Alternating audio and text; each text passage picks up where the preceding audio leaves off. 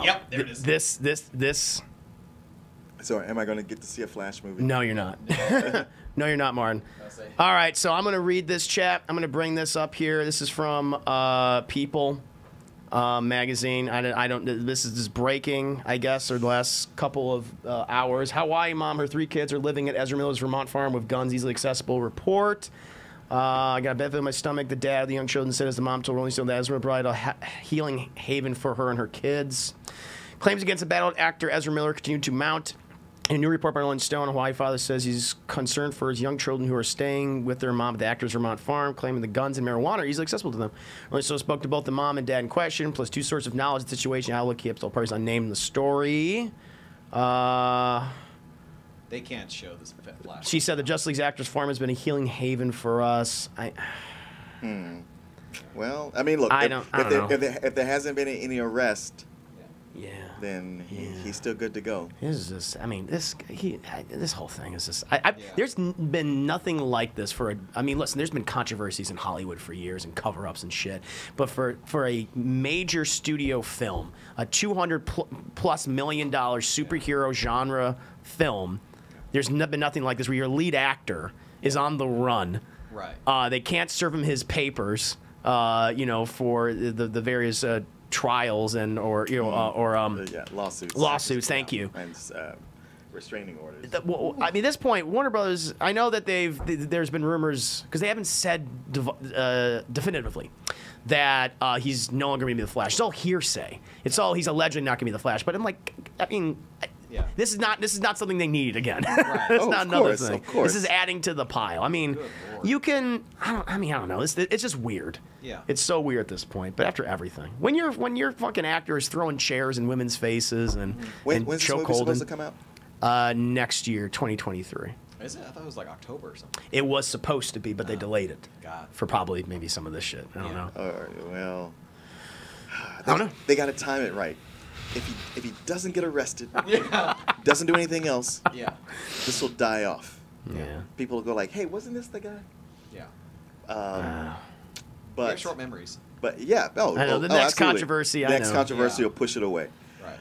But at the same time, it could be if we put it out by October, he won't have been arrested by then. Yeah. And then maybe this. I don't know. I don't know. I mean, listen. I wouldn't say I feel sorry for Warner Bros. They're a multi-billion-dollar corporation, but I feel sorry for the people that work on this movie every day. Yeah. I feel sorry for his supporting as actors that work on the film, all the behind-the-scenes people, the crew. Yeah. I mean, everyone from craft services. They worked on this movie and they work goddamn hard, and they have to go into work every single day because they're doing post-production and realize I don't know if this is going to see the light of day, and that's really shitty. I mean, there's all types of scenarios that you can think that they could try to salvage the film. One, they just release the film as is and go like, he's no longer the Flash, but we have to release it because it's a $200 million investment. Okay. I mean, they got Christopher Plummer to replace Kevin Spacey. Right. The thing about that was, and a lot of people have been saying that he wasn't throughout all of the movie, and only a few scenes. And I think even Ridley Scott said, we shot that in a week. Yeah. Ezra Miller, he's the main star. He is playing multiple versions of himself and maybe other characters. And so you got to bring, I mean, the stuff that you can't just, I mean, you can CGI another person in there, but you're going to have to bring back the other actors. You're going to have to keep Michael Keaton on retainer. You're going to have to keep all these other people, all these other, I mean, Michael Shannon is allegedly back as Zod. You got to have him on. Yeah. So, yeah, I know. Let the man die. No, he can't. He needs to be a Ninja Turtle. So if they choose to reshoot it, all of his scenes, you're looking at probably another, plus paying the new actor, another $100 million. So you're looking at maybe possibly a $350 million plus movie that needs to make at least $800 million to break even. Yeah. Not even a profit to break even. $800 million. Yeah, probably because that's not even counting marketing. That's not counting all the trailers and all that. And I mean, it's probably like that. Yeah, they're in a really bad place right now. And I feel sorry for the people that work on the film. But what about you guys in the chat? Unless Van, you have said something to say. I'm sorry. Chris, in the article it says that one of the kids who was 1 year old reportedly picked a bullet and placed it in his mouth. My God. Give Martin no rest or major news network coverage. You'll be fine. That's the thing that's weird. There's no major news network coverage. Right. Of this. Right. And I'm like, well, that was People Magazine you were looking at. That was People Magazine. I guess it's like. So that's major. I guess it's more like NBC News, like television. They're not talking about this, right? ABC. Right, because they're probably saying like, well, let's get a story prepared, work on it, but don't run it until he gets arrested. Let's wait and see. Yeah. Because once they slap cuffs on him, then there's no coming back from that. Yeah, it's over. I think his career's over though. Oh yeah. Oh yeah. Yeah, at this point, no studio's going to want to. You won't even be able to insure him. No, not at all. Not at all. Yeah, not at this point, but yeah. Well, chat. We'll keep track of Ezra Miller. Someone's got to keep track of him. Can't catch him. But yeah. Who would you want to? Inevitably they're gonna recast him. Who do you want as the Flash? I mean, and on a positive note. I don't really spend a lot of time thinking about it. Okay. Yeah. I mean, but somewhere Grant Gustin has to be going. Yeah. Me. Cast me as the Flash. I'm the Flash. Could have had me, but no. You got to be snobs about TV. Yeah, and he doesn't have any controversies about him. People like him. Yeah. That's the craziest fucking thing about this. Is like, everyone went when they casted Ezra Miller. When Zack Snyder casted Ezra Miller in Justice League, everyone went, or I guess it was long before then. Whatever. Batman v Superman. Everyone went, what? Yeah. And at that point, that was before we all knew Ezra Miller was crazy, but. He was a talented actor, but it's like, it's Barry Allen? Yeah. Like, that is really going against who Barry Allen is. So that was always weird for me, personally. I think, other than Grant Gustin, which I'd be like, hey, fucking do it. Well, who cares? Sure. He wants to do it. Fans love him. I feel like with so much that has been lost doing that, like so much of everything with these big Hollywood movies are based on name recognition. Yeah.